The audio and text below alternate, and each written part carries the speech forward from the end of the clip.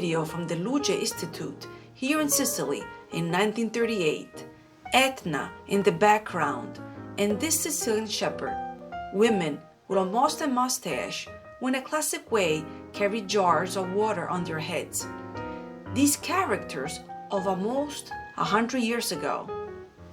These little girls with almost a mustache, the lava stone walls, the children who were already adults when they were young. This child is as tall as a sheep. Here are these two Sicilian women.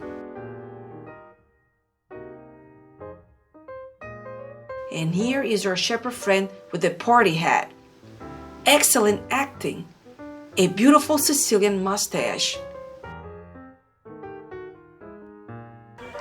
In this exceptional video of the Luce Institute of 1932, here is a group of Sicilian women dancing a typical tarantella. They have party clothes in a period where meat with sauce was made once a month and where they worked hard underground in the sulfur mines, and many Sicilians were forced to immigrate to seek fortune far from their land. And today, the children's children live a happy life.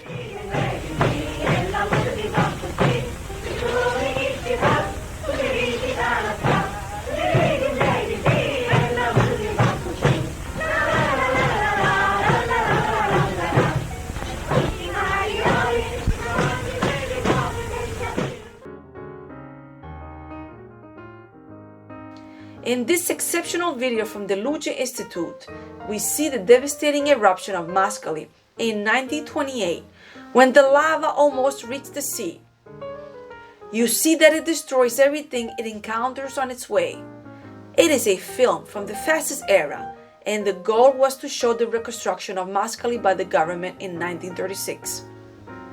Children playing in a circle ring around the roses. Here, this is a school dedicated to Rosa Mussolini, the mother of the fascist leader.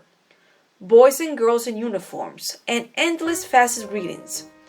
It was a different time.